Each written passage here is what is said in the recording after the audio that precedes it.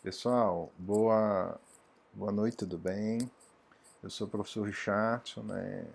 Junto com a professora Ruby e Andréia e o professor Rodrigues, ministramos a disciplina de Integração, Ensino, Serviço e Comunidades, EC 1, né? Hoje à noite a gente vai estar falando um pouquinho sobre o processo da reforma sanitária brasileira, né? O que foi esse processo da reforma. Então, assim, é um momento para que a gente possa estar discutindo, né, a importância, né, desse grande movimento para a saúde pública brasileira, né?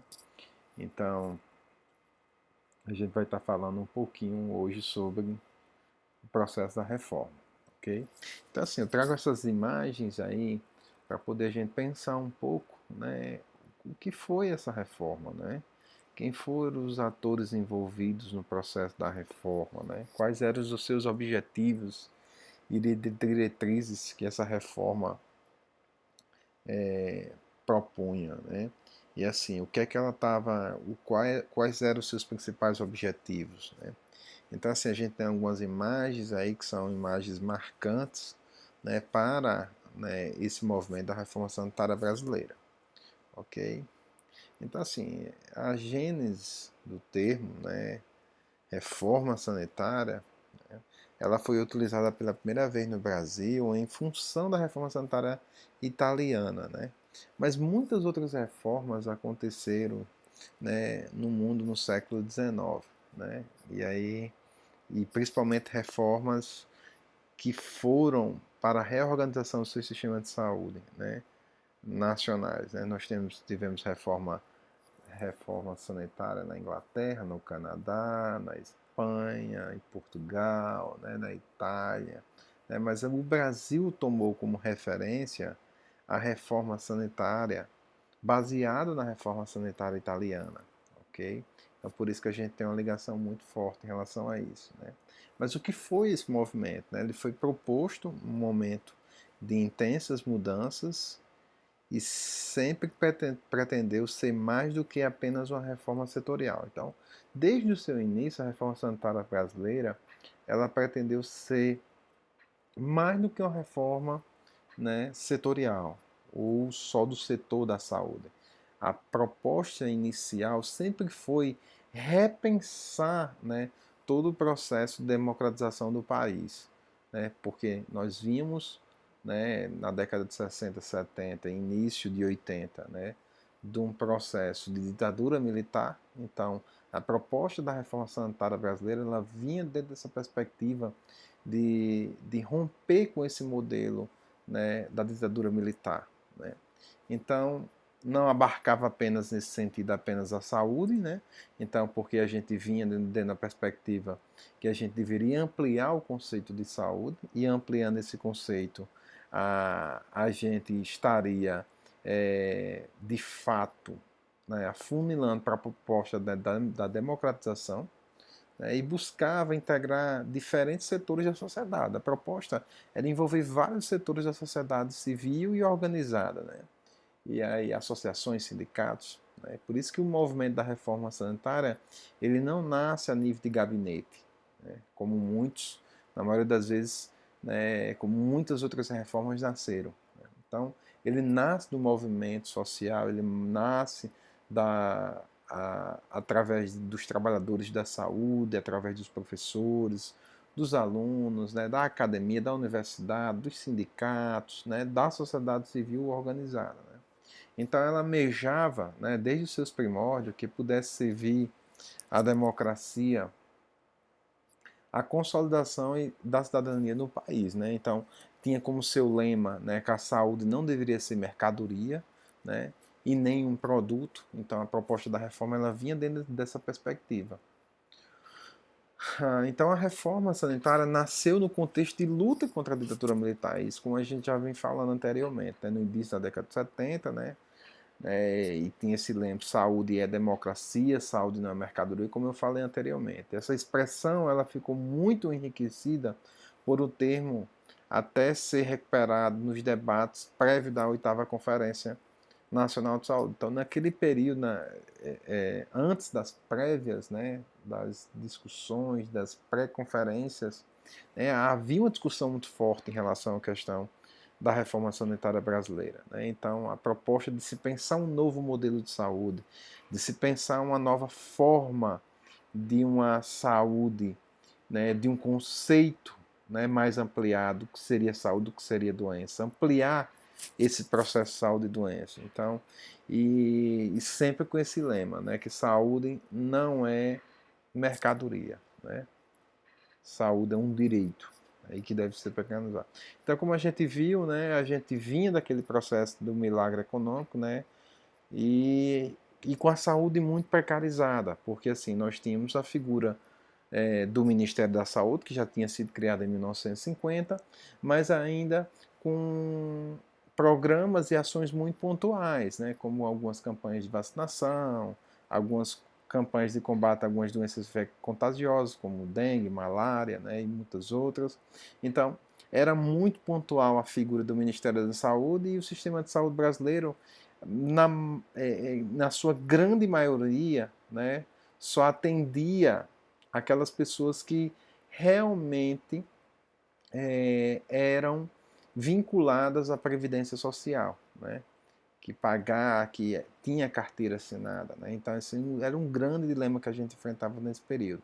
Então, com esse processo da década de 70, né, e 80, a gente pôde observar que o sistema de saúde brasileiro não vinha dando as respostas devidas para a resolução e para a melhoria dos indicadores epidemiológicos do país.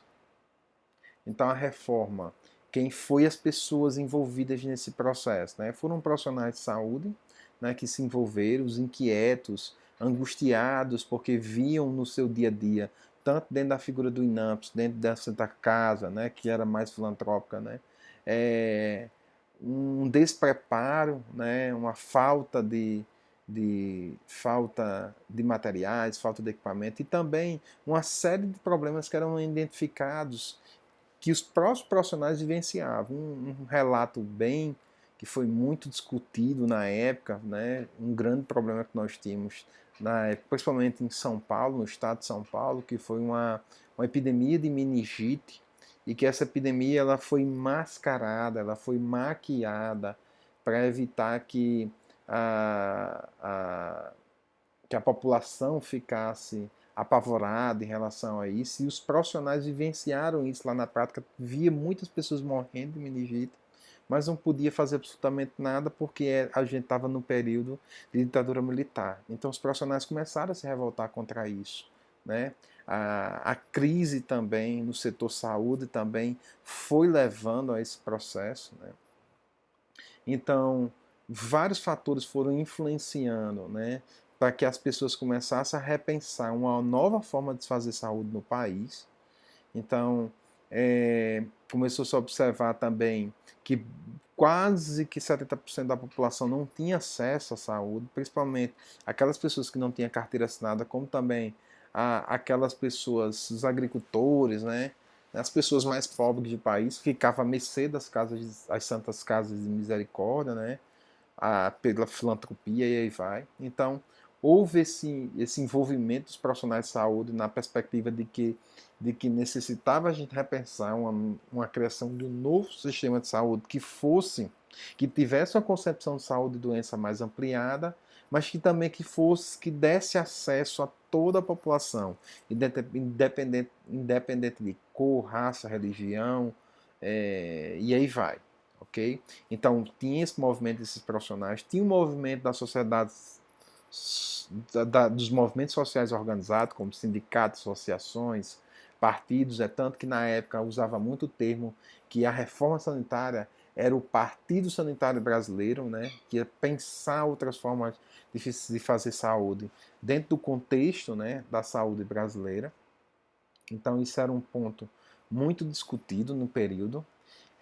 Houve também o envolvimento de grandes intelectuais, né, principalmente professores de universidade, pesquisadores da Fiocruz, né, da USP, de muitas outras universidades no país, que se envolveram nesse processo, né, representantes da sociedade civil, associações de moradores, associações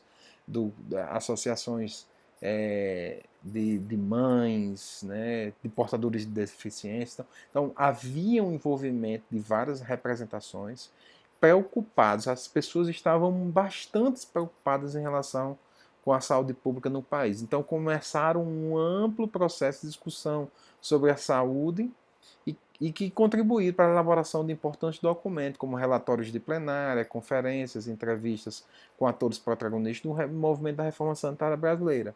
Então, no Brasil afora, começou em alguns espaços, né, como universidades, principalmente nos cursos de medicina, nos cursos na área da saúde, uma discussão sobre a proposta de criação do sistema de saúde público, né, e esse sistema fosse de forma muito gratuita.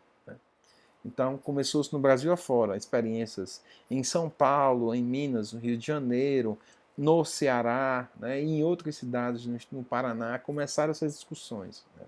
E é importante destacar que essas mudanças esperadas pela reforma sanitária não abarcavam apenas o sistema de saúde. Né. A proposta era se pensar toda a estrutura de organização social da sociedade brasileira. Né. Mas todo o setor saúde introduzindo uma nova ideia no qual o resultado final era entendido como a melhoria das condições de vida da população. Então a proposta era que a gente deveria melhorar as condições de vida da população brasileira. E para se pensar nisso, a gente precisaria pensar no acesso à água, no acesso à educação, no acesso à moradia, no acesso ao trabalho, no acesso ao transporte, né? Então, havia essa discussão de melhoria das condições de vida da população brasileira. Então, eu trago aqui algumas imagens que vai nos mostrar um pouco, né, de duas instituições que foram bastante importantes para o processo do movimento da reforma sanitária brasileira, que foi o SEBS, né, Centro Brasileiro de Estudos em Saúde, né, como também a Associação Brasileira de Pós-Graduação em Saúde Coletiva, a Abrasco. Essas duas instituições foram bastante importantes. Uma foi criada em 1976 e a outra em 1979. SEBS vem primeiro, né? E com a produção, né, teórica e científica bastante avolumada, né? E aí traz como uma das suas principais ferramentas a revista Saúde em Debate, né, que já naquele período começava suas críticas em relação a como o INAMPS estava, né, sendo organizado dentro do sistema de saúde nacional, né, e trouxe até a primeira revista que foi o INAMPS e a Seguridade Social no Brasil, né, fazendo uma crítica, né. E nós também tivemos a Abrasco, né, como eu falei para vocês anteriormente, né, teve o primeiro Congresso Brasileiro de Saúde Coletiva, onde foi discutido, um processo da reforma sanitária brasileira e a Constituinte, é tanto que do relatório final desse Congresso se viu como bases para poder organizar todo o processo da 8ª Conferência Nacional de Saúde e, posteriormente, né, o documento que iria para a Constituição, né, de 1986. Então, essas duas instituições, elas têm um papel fundamental no processo da reforma sanitária brasileira. Então, a reforma tinha como objetivos e proposições, né, a saúde como direito de todo cidadão, isso era um ponto primordial para ela, garantia do acesso à população às ações de cunho preventivo, curativo, de integração de ações em um sistema único de saúde. Então, ela vem dessa perspectiva de que a gente deveria garantir todos os níveis de atenção à população. Deveria ser universal, deveria ser integral, deveria ser equânime, né? Trabalhar com a lógica, né? E com o princípio da equidade, né? Dando o direito a todo aquele que realmente necessita. No período também trazia como proposições a descentralização da gestão, tanto administrativa como financeira. Então a gente tem um grande problema no país, que tudo era pensado em Brasília, tudo era organizado no Distrito Federal, e todo o financiamento vinha de lá. Então, a partir de aí, então, com o processo da reforma, se pensou pela primeira vez na proposta de descentralização né, das ações de serviço de saúde no Brasil afora, porque a gente já viu experiências exitosas acontecendo no Brasil afora, né? Então, deveria se descentralizar tanto a parte administrativa da organização do sistema, como também financeira, né? Isso seria uma proposta. E outro ponto que a gente tinha como primordial no processo da reforma era a questão do controle social das ações de saúde, né? A gente precisava que a sociedade civil pudesse participar ativamente, né, da gestão e da organização do sistema de saúde, né? Através que aí no futuro a gente vai ter a figura do conselho, dos conselhos nacionais, dos conselhos estaduais, né? Que pudesse estar discutindo, né, de forma mais participativa o processo de gestão do SUS.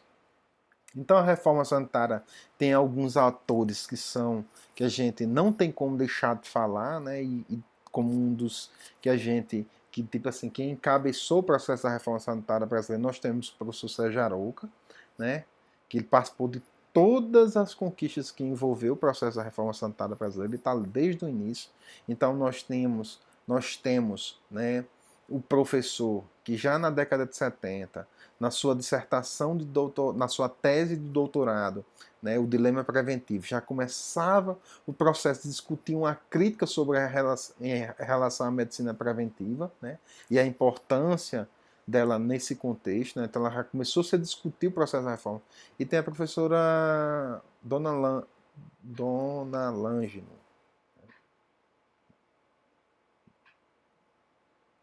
ok? Dona Ângela, que discutiu muito em relação também na sua tese também de doutorado. Então, mas nós temos o professor Sergeraldo como algo, né, que encabeçou esse processo da reforma, né? Ele sempre dizia que para acontecer o movimento da reforma deveria ter três pontos primordiais. Primeiro, as pessoas deveriam querer, né? E aí entra os trabalhadores, associações, sindicatos, os trabalhadores da saúde, né? A academia deveria querer isso, né? Tinha que ter, né, todo o aparato científico, tecnológico, né? Deveria ter experiências no mundo afora que demonstrasse que realmente o sistema de saúde público realmente dava certo. E por outro lado, tinha que ir por dentro da política, não poderia ir por fora da política, né? Então, o professor Arouca dizia muito isso, que esse movimento da reforma sanitária não partia apenas de uma pessoa só, né? Apesar dele ter encabeçado isso, mas ele sempre nunca se reconheceu como a pessoa que criou a reforma ou que criou o SUS, não. Ele se via nesse processo como uma das pessoas que disparou também essa discussão a nível nacional e a nível dos estados. Okay? Então ele apresentou um documento chamado, né, o professor Serrano, Saúde e Democracia, documento com proposta para a melhoria de saúde da população. Ele presidiu a 8ª Conferência Nacional de Saúde. Então, dentro dessa lógica, o movimento sanitário propôs alternativa para um novo sistema de saúde com características democráticas. A proposta sempre foi essa, né? Criar um sistema de saúde que fosse muito democrático, né? E os envolvidos com esse movimento tiveram a oportunidade de expressar em 79 suas insatisfação no primeiro Simpósio Nacional de Política de Saúde, né, que é justamente aquele congresso que foi organizado pela Abrasco, né?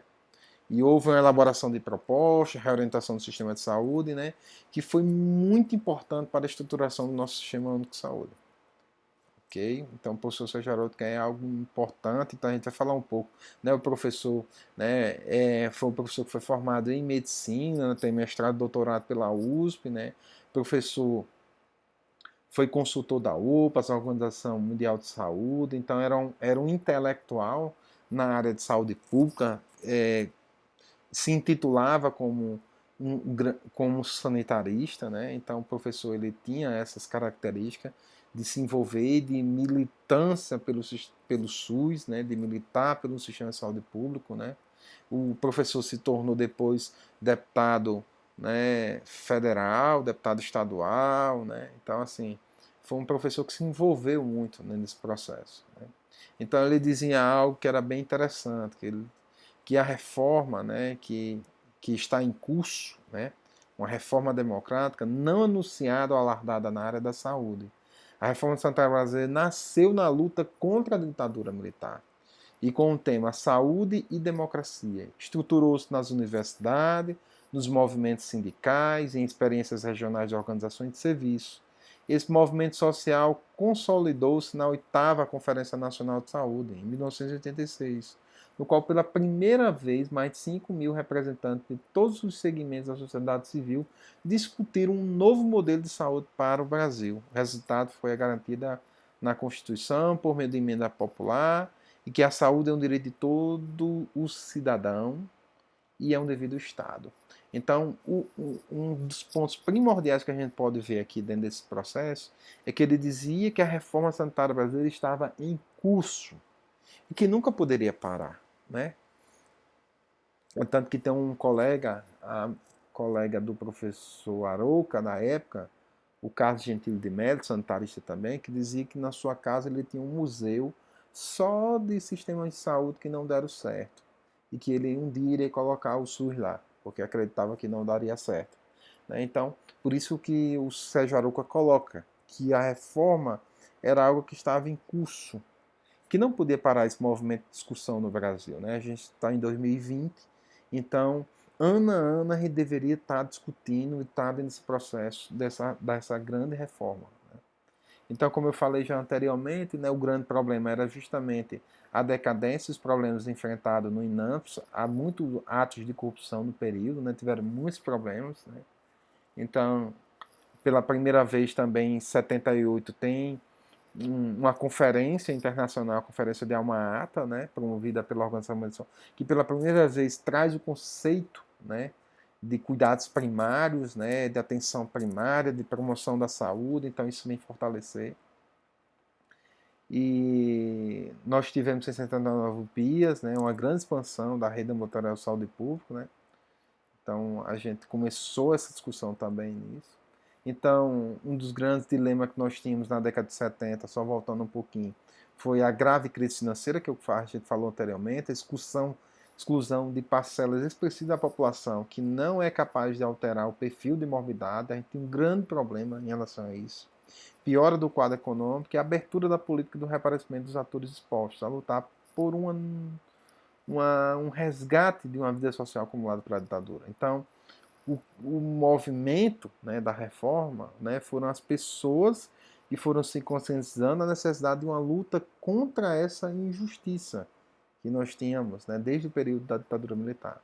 Então houve um movimento social iniciado a partir das consciências coletivas de direitos das pessoas humanas, tomou força e imprimiu na letra da lei o direito à saúde, intitulado Movimento da Reforma, e sua proposta basicamente era a plena democratização da saúde no país. A gente queria que a saúde fosse um direito de todo cidadão brasileiro. Tá? A proposta sempre foi essa. Então, a reforma, a gente ainda de 80 a 90, vai trazer uma discussão em relação a esse esgotamento do modelo médico-assistencial privatista e de outros modelos de atenção, pela substituição de um novo modelo. Nós temos a democratização do país, as diretas já de 82, Em 83 nós temos as ações integradas, aí nós temos, começa o processo e eleger Tancredo Neves, como primeiro presidente pós período militar. Em 86 nós tivemos a 8ª conferência e depois em 87 o SURI. Então, mas a gente falando um pouco sobre a 8ª Conferência Nacional, foi um evento político sanitário muito importante. Pela primeira vez há uma participação muito maciça da sociedade civil, organizada, diferentemente como eram as antigas conferências nacionais de saúde, que era composta apenas por pessoas da elite brasileira, secretários, prefeitos, então não havia participação da sociedade. Então, pela primeira vez tem mais de 5.000 pessoas envolvidas nesse processo. Então tinha um caráter muito democrático, que é a presença de milhares de delegados representando os trabalhadores da saúde, os partidos políticos, diferentes níveis de governo, universidade, parlamentos e ONGs, e aí vai. Né? E a proposta era pelo um amplo processo social que estabeleceu através de debates, estabelecido a sociedade civil, e os resultados dela, né, o estabelecimento de um consenso político que permitiu a conformação de um projeto de reforma sanitária, caracterizado por três aspectos principais. Né? O conceito abrangente de saúde, que a gente entendia que saúde não é apenas a ausência de doença, mas saúde é ter acesso a lazer, a moradia, ao alimento, a acesso a serviços de saúde, a trabalho, a transporte. Então, ampliar o conceito de saúde-doença. Saúde deveria ser um direito do cidadão brasileiro, né? E a criação de um sistema único, né? Que fosse criado de forma única. Então, antes de 1988, né, até a metade da década de 60, o nosso modelo é um modelo sanitarista campanhista. 70 mudou para um modelo médico assistencial privatista, e aí é por isso que a gente discutiu muito a criação desse processo, dessa reforma. Ok? Então, para vocês terem ideia, antes do SUS, antes da oitava conferência, antes da Constituição, só era atendido quem tinha vínculo previdenciário, né? A carteirinha, como eu falei para vocês anteriormente. Então, a reforma sanitária foi um ideário de um grupo de intelectuais somado a segmentos representantes da sociedade civil, né? Que culminou na oitava, né? E que a gente conseguiu levar, né, praticamente, o relatório final da oitava Conferência Nacional de Saúde foi praticamente levado para dentro da Constituição Federal, dentro dos artigos 196 ao 2000. Né? Então a gente cria o Sistema Único de Saúde, né? O artigo 196 vai colocar que a saúde é um direito de todos, dever de Estado, garantido mediante políticas sociais e econômicas, né? E aí no 198, as ações e serviços públicos de saúde integram uma rede regionalizada e hierarquizada e constituem um sistema único de saúde. Então o SUS vem dentro dessa proposta, né, de um conceito mais ampliado, de que a saúde deveria ser um conjunto de várias instituições, né, e que deveria estar envolvendo os três níveis de governo, e o setor privado entraria de forma complementar nessa proposta. Né. Então, dentro dessa perspectiva, né, a saúde, né, entraria com essa ideia de unicidade, né, de todo esse processo de organização do sistema. Né. A gente encarava a saúde não apenas como ausência de doença, o direito à saúde, nesta visão, se confundia com o direito à vida. Né. Então, a proposta que a gente tinha dentro da criação do SUS era que a gente deveria melhorar as condições e o meio físico, principalmente condições geográficas, água, alimentação, habitação, meio socioeconômico, cultural. A gente deveria melhorar o acesso ao emprego, à renda, à educação, né? E aí vai, dentro desse processo. Então, só para poder a gente finalizar, falar um pouquinho, né, do movimento da reforma, né? Eu trouxe para vocês um resuminho, né, do movimento da reforma brasileira, que tem suas origens, né, ali na década de 70 e 80, né, abordagem sempre naquela lógica contra o processo da ditadura militar, né, a gente tinha isso muito bem arraigado, os problemas de saúde que era tanto histórico como estruturais no Brasil, né, a saúde não era vista como prioridade no país. É um ponto bem interessante que depois que a gente começou a criar no Brasil afora, dentro das universidades, os departamentos de medicina preventiva, a gente começou uma discussão mais forte, né? E aí a gente em 68 tem a reforma universitária, né, que vai discutir, né, as diretrizes curriculares dos cursos, né, e as bases universitárias, e daí que a gente começa mais a aprofundar um movimento sanitário nesse processo. Dentro dessa outra vertente, a gente poderia ver os movimentos estudantis, os SEBs, a Abrasco também, que eu não coloquei aí, mas a gente tem muito forte isso, os médicos e residentes, né?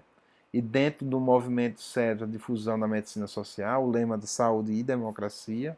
Dentro dos médicos residentes, a atuação, né, dessa figura do profissional, né, e o envolvimento dentro da política e as relações de trabalho. Partindo para o lado da academia, nós tínhamos referenciais teóricos, né? e aí experiências do mundo afora que deram certo sobre o processo da reforma sanitária brasileira. É isso, gente. Agradecer a vocês e até a próxima.